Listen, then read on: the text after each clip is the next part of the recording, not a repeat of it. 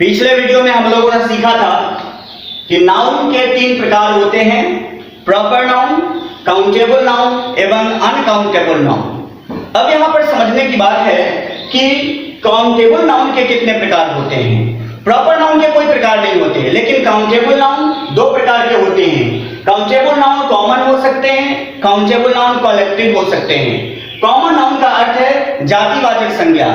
अगर हम कहें बॉय, तो बॉय कहने से लड़का जाति का बोध होता है, लेकिन अगर हम कहें राजू, तो राजू कहने से किसी खास लड़का का बोध होता है। इसका मतलब हुआ कि राजू प्रॉपर नाउन है जबकि बॉय कॉमन नाउन है।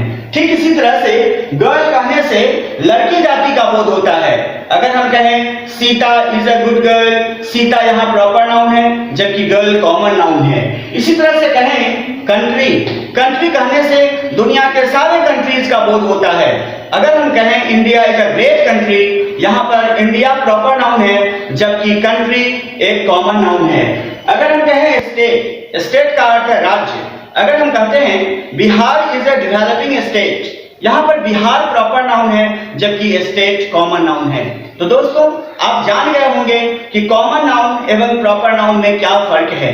जब खास का बोध कराए तो प्रॉपर नाउन कहलाता है, लेकिन जब कोई नाउन जाति भर का बोध कराए तो उसे हम कॉमन नाउन कहते हैं। दोस्तों आइए सीखते हैं कलेक्टिव नाउन क्या होता है। कलेक्टिव नाउन का अर्थ है समूहवाचक संज्ञा, यानी कि जिस संज्ञा से अगर ग्रुप का बोध हो उसे ही हम कलेक्टिव नाउन कहते हैं। और दोस्तों कलेक्टिव नाउन को हम ग्रुप नाउन भी कह सकते हैं। ऐसा क्यों? ऐसा इसलिए कि उससे ग्रुप का बोध होता है, इसीलिए उसे हम ग्रुप नाउन कहते हैं। Take some example, team, team कहने से ग्रुप का बोध होता है। टीम का अर्थ है दल। अगर हम कहें टीम ऑफ प्लेयर्स, तो प्लेयर्स तो कॉमन नाउन है जबकि टीम कलेक्टिव नाउन है। हर्ड, मवेशियों के ग्रुप को हम हर्ड कहते हैं। मॉब, दंगाइयों के ग्रुप को हम मॉब कहते हैं। क्लास, स्टूडेंट्स का जब ग्रुप हो तो उसे हम क्लास कहते हैं। और बंच, बंच ऑफ कीज, यानी कि चाबियों का जो गुच्छा है उसे हम बंच कहते हैं। तो बंच कलेक्टिव नाउन है। तो दोस्तों इस तरह से हम लोग सीख गए हैं कि कलेक्टिव नाउन क्या होता है, यानी कि समूहवाचक संज्ञा, ग्रुप नाउन्स। आइए दोस्तों अब हम जानते हैं कि मटेरियल नाउन क्या है। मटेरियल नाउन का अर्थ है पदार्थवाचक संज्ञा। उस चीज के नाम को हम पदार्थवाचक संज्ञा कहते हैं, यानी कि मटेरियल नाउन कहते हैं जिसे हम गिन नहीं सकते और जिसे हम नापते हैं, तौलते हैं, यानी कि वह पदार्थ का नाम है। Take an example, water. अगर हम वाटर कहते हैं तो वाटर कोई गिनने वाला चीज नहीं है, इसे हम गिन नहीं सकते, यह पदार्थ का नाम है, इसलिए वाटर मटेरियल नाउन है। घी मटेरियल नाउन है, ऑयल मटेरियल नाउन है, आयरन मटेरियल नाउन है। लेकिन आयरन का प्रयोग अदर नाउन्स की तरह भी होता है, लेकिन आयरन का अर्थ जब कोई धातु से हो तब वह मटेरियल नाउन के अंतर्गत आता है। इंक एक मटेरियल नाउन है क्योंकि यह भी किसी पदार्थ का नाम है। दोस्तों तो आप ये सीख गए होंगे कि मटेरियल नाउन क्या है। अब चलते हैं हम एब्स्ट्रैक्ट नाउन की तरफ। एब्स्ट्रैक्ट नाउन का अर्थ होता है भाववाचक संज्ञा। मतलब भाववाचक संज्ञा हम कहते किसे हैं यह हमें समझने की बात है। किसी व्यक्ति, वस्तु में मौजूद गुण या किसी कार्य के नाम को हम एब्स्ट्रैक्ट नाउन कहते हैं। जैसे अगर हम कहते हैं ऑनेस्टी, ईमानदारी, ईमानदारी को हम न देख सकते, न छू सकते हैं, केवल महसूस कर सकते हैं, इसीलिए ऑनेस्टी एक एब्स्ट्रैक्ट नाउन है। इसी तरह से क्रूएल्टी, निर्दयता, यह भी एक एब्स्ट्रैक्ट नाउन है। इसे भी न हम देख सकते हैं, न छू सकते हैं, न गिन सकते हैं। पॉवर्टी, गरीबी, यह भी एब्स्ट्रैक्ट नाउन है। विजडम, बुद्धि एब्स्ट्रैक्ट नाउन है एवं लाफ्टर भी एब्स्ट्रैक्ट नाउन है। दोस्तों तो जिन नाउन को न हम गिन सकते हैं, न हम छू सकते हैं, केवल महसूस कर सकते हैं, हम उसे देख भी नहीं सकते, उसे ही हम एब्स्ट्रैक्ट नाउन के अंतर्गत रखते हैं, भाववाचक संज्ञा के अंतर्गत रखते हैं। दोस्तों हम जान चुके हैं कि प्रॉपर नाउन दुनिया में अकेला होता है और यही कारण है उसका प्लुरल नहीं हो सकता। परंतु कुछ ऐसी बातें हैं जो हमें इससे संबंधित सीखना चाहिए। आइए सीखते हैं। पहला, a proper noun can be used as a common noun. हम जानते हैं कि प्रॉपर नाउन एक व्यक्ति होता है, लेकिन कॉमन नाउन कहने से बहुतों का बोध होता है। तो इस तरह से हम देख सकते हैं कि Shakespeare was a great dramatist.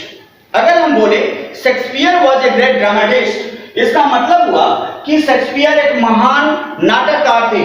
Shakespeare कहने से किसी खास व्यक्ति का बोध हुआ, इसलिए यहां पर शेक्सपियर प्रॉपर नाउन है। लेकिन take another example, Kalidas is called the Shakespeare of India.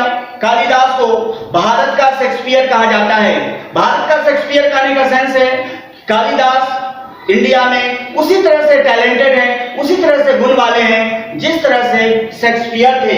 तो अगर हम कहें Kalidas is called the Shakespeare of India, यहां पर कालिदास तो प्रॉपर नाउन हुआ क्योंकि यहां किसी खास व्यक्ति का बोध हुआ। लेकिन अगर हम कहें शेक्सपियर, यहां पर ये जो शेक्सपियर है यहां पर यह कॉमन नाउन है क्योंकि यहां शेक्सपियर से उस शेक्सपियर का बोध नहीं होता बल्कि उस शेक्सपियर की तरह गुण वाला किसी दूसरे व्यक्ति का बोध हो रहा है, यानी कि शेक्सपियर यहां पर कॉमन नाउन है। टेक अनदर एग्जांपल, अगर हम बोलते हैं Virat Kohli is a great player, Virat Kohli कहने से किसी खास खिलाड़ी का बोध होता है जो इंडिया का खिलाड़ी है, तो यहाँ पर जो विराट कोहली है ये प्रॉपर नाउन के अंतर्गत आया। लेकिन अगर हम कहें Ravi is all Virat Kohli of our team, यहाँ जो विराट कोहली है ये कॉमन नाउन हुआ। इस तरह से हम कह सकते हैं कि प्रॉपर नाउन का प्रयोग कॉमन नाउन की तरह होता है। इसमें कुछ और ध्यान देने वाली बात है, अगर हम प्रॉपर नाउन को लिखते हैं तो उसका पहला जो लेटर होता है वो कैपिटल होता है। ध्यान दीजिएगा, यहां मैंने कैपिटल में लिखा है, ये कैपिटल लेटर है। लेकिन इस बात को भी ध्यान रखेंगे कि अगर प्रॉपर नाउन का प्रयोग कॉमन नाउन की तरह भी किया जाए, इस केस में भी जो पहला यस यहां पर शेक्सपियर में यस है यह भी कैपिटल ही होगा। कॉमन जान करके इसको हमें स्मॉल नहीं करेंगे। ठीक इसी तरह से देखिए यहाँ पर V को कैपिटल में लिखा गया है जबकि यहाँ भी V को कैपिटल में लिखा गया है। हालांकि ये प्रॉपर नाउन है, यहाँ पर ये कॉमन नाउन है। अब दोस्तों हमें यह भी समझने की बात है कि जो प्रॉपर नाउन होता है चूंकि वह दुनिया में अकेला है इसलिए उसका प्लुरल नहीं हो सकता और उसके पहले खास करके ए एन का प्रयोग नहीं हो सकता। लेकिन जब वो कॉमन नाउन के रूप में किया जाए तो हम उसका प्लुरल भी कर सकते हैं, उसके पहले ए एन का भी प्रयोग कर सकते हैं। जैसे हम बोल सकते हैं there are so many Shakespeares in India. इसका यहां मैंने शेक्सपियर को शेक्सपियर्स कहा, क्यों? क्योंकि there are so many Shakespeares, so many के बाद मैंने प्लुरल का प्रयोग किया। यहां प्लुरल ही होना चाहिए क्योंकि यह प्लुरैलिटी का बोध कराता है, बहुत सारे शेक्सपियर होने का बोध कराता है। ठीक इसी तरह से यहां पर भी देखिएगा विराट कोहली के ग्रेट प्लेयर में यहां मैंने विराट कोहली के पहले कोई भी आर्टिकल का प्रयोग नहीं किया। लेकिन अगर हम कहें कि रवि इज अ विराट कोहली, यहां पर अ का प्रयोग किया गया है क्योंकि ये कॉमन नाउन की तरह प्रयोग किया गया है। दोस्तों आप जानते हैं कि कॉमन नाउन के पहले एन का प्रयोग होता है और इसलिए यहां पर ए का प्रयोग किया गया है। अब मैं कुछ और बात बताता हूं जो नाउन से संबंधित है। Some nouns can be countable और uncountable according to use, according to the situation. जैसे अगर हम कहते हैं an iron is made of iron, iron iron से बना हुआ है। यहां जो आयरन है, आयरन, ये आयरन का मतलब है वह मशीन जिससे हम कपड़ा में इस्त्री करते हैं, कपड़ा में प्रेस करते हैं। तो यहां जो आयरन है ये काउंटेबल नाउन है क्योंकि इस आयरन को गिन सकते हैं। लेकिन यहां जो आयरन है, इस आयरन का अर्थ है लोहा, यह पदार्थ का नाम है। तो यहां पर जो आयरन है यह एक अनकाउंटेबल नाउन है। और ध्यान देने की बात है, आयरन के पहले मैंने एन का प्रयोग किया गया है, इससे भी पता चलता है कि यह काउंटेबल नाउन है। Always remember, a countable noun is never used without a determiner. A and determiner है, A and लग जाने से इसके काउंटेबल होने का बोध होता है। And remember कि अनकाउंटेबल नाउन के पहले A and का प्रयोग हम कभी नहीं कर सकते। हमेशा याद रखिएगा अनकाउंटेबल नाउन के पहले A, and, one, two, several, many, these all determiners can never be used. इस बात को हमेशा ध्यान रखने की बात है। Take another example, I want justice, मुझे न्याय चाहिए। इस न्याय को हम गिन नहीं सकते, एक भाव है। तो इस न्याय को हम यहाँ पर अनकाउंटेबल नाउन कहेंगे, जस्टिस यहाँ अनकाउंटेबल नाउन कहेंगे। लेकिन अगर हम कहें my father is a justice, यहाँ पर जो जस्टिस है, इस जस्टिस का अर्थ हुआ न्यायाधीश। अब यहाँ पर इसे हम गिन सकते हैं, इसके पहले ए भी लग गया है, इसका मतलब यहाँ जो जस्टिस है ये काउंटेबल नाउन है। Take another example, His hair is grey। अब हेयर, अगर पूरे हेयर का बोध हो तो वह अनकाउंटेबल होता है। हिज हेयर इज ग्रे, यहाँ हेयर कहने से उसके पूरे हेयर का बोध हो रहा है, यहाँ पर या हेयर अनकाउंटेबल नाउन होगा। जबकि अगर हम कहें there is a hair in the tea, चाय में एक बाल है, यहाँ जो हेयर है यह एक काउंटेबल नाउन है, इसके पहले ए भी हो गया है। ऑलवेज रिमेंबर, जब कभी अनकाउंटेबल नाउन का प्रयोग काउंटेबल नाउन की तरह हो तो उसके पहले एन का प्रयोग भी हो सकता है और उसका प्लूरल भी हो सकता है। दोस्तों, मुझे विश्वास है कि आपने आज बहुत कुछ सीखा होगा। Thanks for watching the video, stay with us and enjoy learning.